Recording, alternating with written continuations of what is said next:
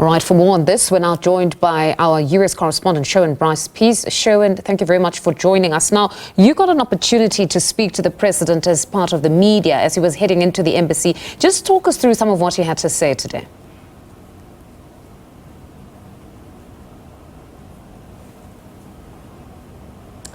Well, I think the broad takeaway from that interaction with the president as he went into his briefing with cabinet ministers in terms of his bilateral engagement with President Trump at the White House tomorrow was a very relaxed President Ramaphosa. I think there is a sense that he will be able to find his counterpart sitting across from him, be that in the Oval Office or when they meet behind closed doors, a rapport that will be critical to building a reset that the presidency is very keen to engage in terms of this very important relationship between Africa's largest economy and the world's largest economy, a relationship that has been borne out by relationships between our presidents writ large. One that remembers the very close ties, for example, that President Nelson Mandela had with former President Bill Clinton of the United States. Even President Ramaphosa meeting with Joe Biden, sort of shoulders to shoulder in the White House in September 2020. There's always been a good relationship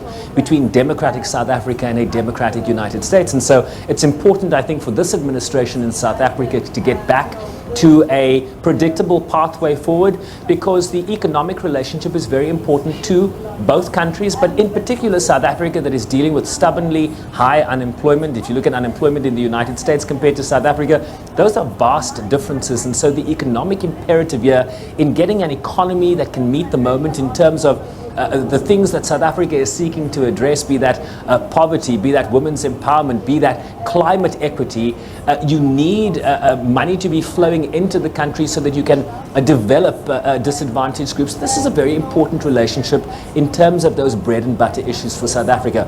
Mm-hmm. But the structure will be based on the relationship between Presidents Ramaphosa and President Trump. And if they can hit it off, they'll tell their lieutenants to get in line. And so really getting off to a good start. A first face-to-face between these two in a substantive way. They've talked on the phone. And there are very important issues here in terms of the future-looking agenda for South Africa's economy. Does it develop within the AGOA framework? Or if AGOA goes away, what does that bilateral deal look like going forward? Trump is a deal maker. He's a transactional president. Are the South Africans arriving with some transactions to make? Do they have some new ideas in their back pocket? Does it include, bringing Elon Musk on board? What does that relationship look like developing in the future? We heard that Johan Rupert might be in town. What influence does he have in terms of his relationship with Donald Trump and his close relationship with President Ramaphosa? So lots of balls in the air here, Mfundo. But in terms of those nuts and bolts, those bread and butter issues, very important for the two presidents to hit it off tomorrow. Well, certainly important, having heard him there say that trade relations brought them there to the United States, and he wants to leave the United States with a good trade deal.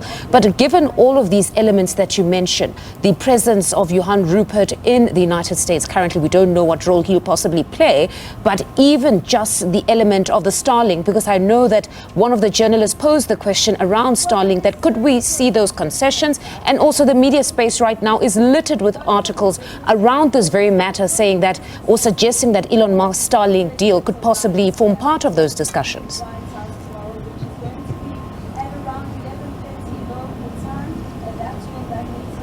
Yeah, and that is the speculation around these parts as well. What I'm not going to do here is speculate. I want to be very careful about how we approach these sensitive negotiations. The South Africans are very tight-lipped about any negotiations with Elon Musk and as it pertains to Starlink. And the narrative, the incorrect narrative that Elon Musk has put there on the international stage via his social media platform X and in his interviews, saying that he's unable to operate Starlink in South Africa because he's not black. And I mean, that is just fundamentally an untruth. There is a 30% black economic empowerment law in terms of foreign ownership in South Africa. And how they circumvent that are issues that we are going to have to hear from the South Africans themselves. Yeah. Mm-hmm. Mark Style, the Minister of Trade, Industry and Competition, this is his purview. We have reached out to him directly. He has not responded to us because he doesn't want to talk to the media before he's talking to the interlocutors interlocutors and the stakeholders here in the United States. And so we will be primed to be hearing from them in terms of the deal making. Maybe there'll be something around minerals. You heard the acting president, minerals minister, Gwede Mantashe, speaking earlier today about not expecting any deals to be signed in this meeting. This is about resetting the relationship. Deals will come later. It's about a pathway to the deals. It's about the two leaders being in close proximity to each other and then getting their lieutenants to implement the decisions that they're going to take to restart this relationship. There will be no deals tomorrow. A little bit of breaking news for you, Fundo. We have now learned from the South African presidency that President Ramaphosa will meet Donald Trump at the White House tomorrow at 11:30 a.m. Eastern Time, which is 5:30 p.m. Tomorrow afternoon, your time. It might be a little bit fluid, right? They tend to sort of give you that time, get us all in, and then we wait a little bit, but we'll be at the White House for that arrival of President Ramaphosa tomorrow evening, tomorrow, your late afternoon, my late morning. And hopefully we'll bring you any press availability that they either have in a press conference setting, in the Oval Office setting. We hope to be in the room and bringing you those visuals live. Well, certainly we trust you to do that for us. But just in closing, there was another question around South Africa's sovereignty that was posed by a journalist. And they were saying that there are many that are concerned that there could be too many concessions on the side of the president. What was his response to just that question around South Africa's sovereignty?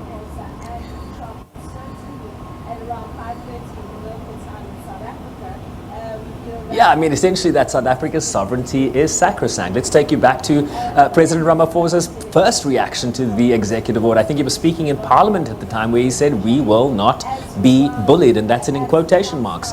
And so how you navigate the "I will not be bullied" to the "I have a bigger picture here, I have a forward-looking perspective in terms of our economic relationship and the imperatives that are so key to South Africa's future here," it's going to take Cyril Ramaphosa, the negotiator here, to deftly navigate these choppy waters, these icebergs that will be, these bombs that might be thrown into the water. Remember, if you're in an open session in Fundo where journalists are allowed to ask different questions, anything could come up. And so how he navigates the real-time nature of that moment, but also not to offend the host. And we hope that the host won't offend the guest, akin to what they did to Volodymyr Zelensky, the Ukrainian president, a few months ago. This is going to be very much a performance in front of eyes that are watching from around the world, constituencies that will be looking for their president to represent them well. South Africans do not want a capitulation from President Ramaphosa tomorrow, but they also want him to not walk away, have the door slammed as he exits the White House. So these are the permutations that we'll be watching closely for. But big picture here, I don't think you're going to see a rattled president, an uncomfortable President Ramaphosa. I think he has dealt with negotiations, be that in terms of South Africa's transition to democracy, are lessons, right? I mean, he was one of the writers in terms of the conceptualization of South Africa's constitution. And so I think there is a grounding there that he will take with him into the room with Donald Trump. And look, they both like golf and Fundo. I mean, they have such a kinship around certain issues. You just have to hit the right note at the right time for things to go in the right direction. And I think both him and President Trump have a competency to do just that. Most certainly. The president seemed quite confident for tomorrow. Sherwin, as always, thank you very much for your reportage. That's our U.S. correspondent, Sherwin Bryce-Pease, there, just speaking to us ahead of tomorrow's all-important meeting. And as you've heard there, breaking news, 11:30 their time in the morning. And then for us, it will be 5:30 p.m. in the afternoon. That's when the two presidents will meet.